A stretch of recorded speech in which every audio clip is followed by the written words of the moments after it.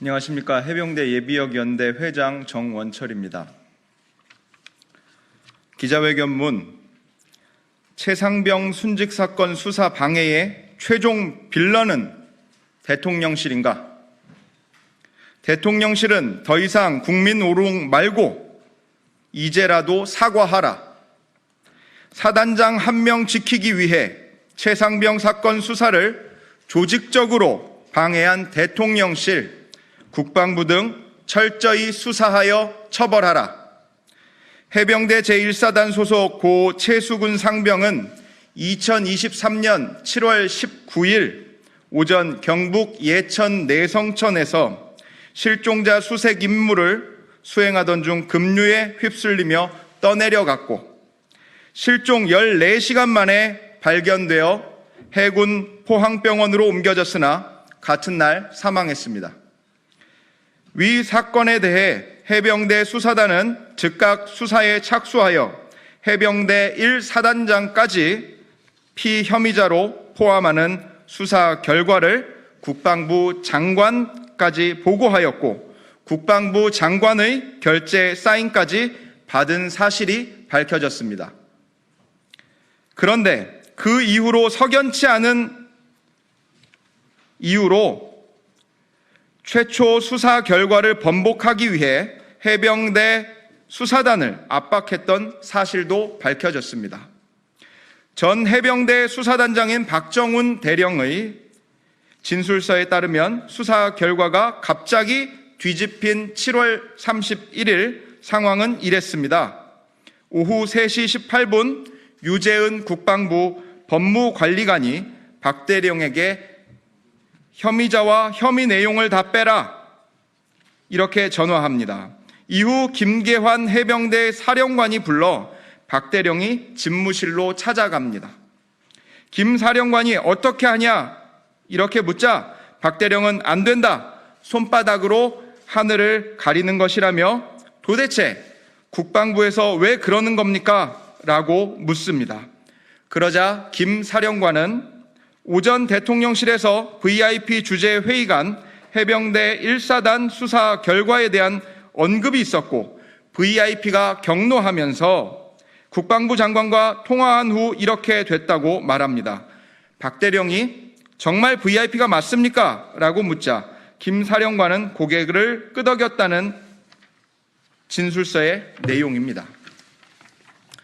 2023년 8월 2일 해병대 수사단은 당시 이종섭 국방부 장관의 지시를 어기고 최상병 사건을 경북경찰청에 넘깁니다. 그러자 반나절 만에 국방부 검찰단이 나서 수사 기록을 경찰에서 다시 찾아갑니다.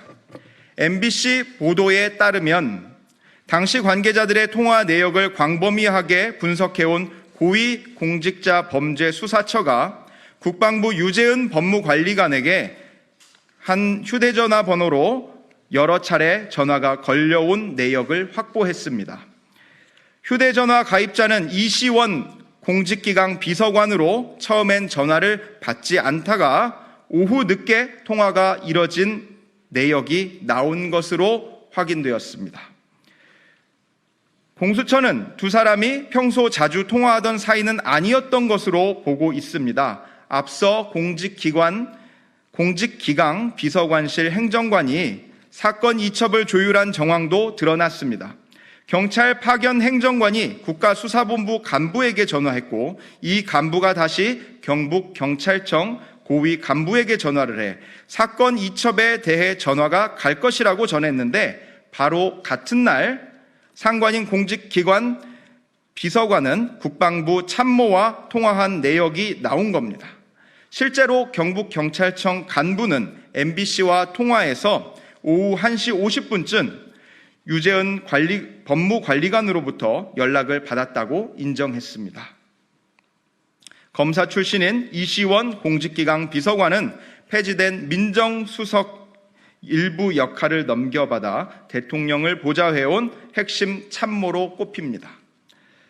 유우성 전 서울시 공무원 간첩 조작 사건의 수사 검사로서 증거 조작으로 논란에 휩싸였던 인물입니다. 한편 국방부는 국방부의 수사범위 축소 압박에 반발하는 박정훈 해병대 수사단장을 보직 해임하고 집단 항명 수괴 혐의로 형사 입건까지 했다가 항명죄로 죄명을 변경했습니다. 국방부는 결국 이 사건에 대해 현장 지휘 대대장 2명만 과실치사 혐의를 적용하여 경찰로 이첩했습니다. 이는 애초 해병대 수사단이 국방부 장관에게 보고한 대로 임성근 해병대 1사단장까지 수사 대상이었던 것에서 크게 축소된 결과입니다. 최상병 순직 사건과 관련하여 과실치사 혐의로 기소된 대대장 2인 중 1명으로서 최상병이 소속됐던 해병 1사단 포 7대대 대대장이었던 이모 중령은 경북경찰청에 피의자 조사를 받기 출석하면서 최상병 사망 전날 2024년 7월 18일 임성근 사단장에게 많은 비로 수사작전 중단을 건의했지만 임성근 사단장이 거부했다. 군대에서 상급자의 지시 없이 대대장 단독으로 이런 작전을 강행하는 건 불가능하다는 취지의 진술서를 언론을 통해 공유했습니다. 다음의 혐의로 피고발인 윤석열과 이시원을 공수처에 고발합니다. 1. 직권남용 권리행사 방해 및 군사법원법 위반의 점. 고 최수근 상병은 집중호우 사태에 따른 민간인 구조활동 중 사망했습니다. 윤석열 대통령은 유가족은 물론 국민에게 정부가 사고 원인을 철저히 조사해서 다시는 이런 일이 재발하지 않도록 하겠다고 공식 발표한 바 있습니다. 대통령의 진상규명 약속에도 불구하고 국방부를 비롯한 정부 당국은 이 사건을 최초 수사하여 국방부 장관에게 보고하고 심지어 결재까지 받은 해병대 수사단의 수사 결과는 크게 축소되어 현장 지휘관이었던 대대장 2명만을 과실치사 혐의로 경찰로 이첩하는 전형적인 난맥상을 보여주었습니다. 이 과정에서 위 고발 사실에서 살펴본 바와 같이 국방부 장관까지 보고되어 결재 사인까지 득한 해병대 수사단에 의한 최초 수사 결과가 번복되고 심지어 결재 사인까지 득한 해병대 수사단에 의한 최초 수사가 번복되는 뿐만 아니라 심지어 개정된 군사법원법에 따른 정당한 경찰 이첩 조치마저 일련의 부당한 외압에 의해 보류되는 비정상적인 상황까지 벌어졌습니다. 하지만 다행히도 박정훈 전 해병대 수사단장의 양심적인 폭로로 온 국민 앞에 고 최수근 상병 사망 사건의 진상규명이 국방부를 비롯한 대통령실의 부당한 개입으로 방해된 사실이 만천하에 드러나고 말았습니다. 그럼에도 불구하고 국방부는 박정훈 해병대 수사단장에 대해 항명죄라는 무리한 죄명으로 보복성 수사 및 처벌을 강행하는 치졸함을 보여주었습니다. 결국 피고발인 윤석열은 대통령으로서 자신의 막강한 직무 권한을 함부로 남용하여 임성근 해병대 1사단장을 비호할 목적으로 고 최수근 상병 순직 사건을 원칙대로 철저히 수사하려는 박정훈 해병대 수사단장에게 수사 범위 축소 및 경찰 이첩 보류라는 의무 없는 일을 하도록 대통령실과 국방부를 통해 부당한 외압을 행사하고 심지어 박정훈 전 해병대 수사단장에 대한 보복성 형사 입건을 강행하게 만드는 등 하였으므로 직권남용죄의 죄책을 져야 마땅합니다.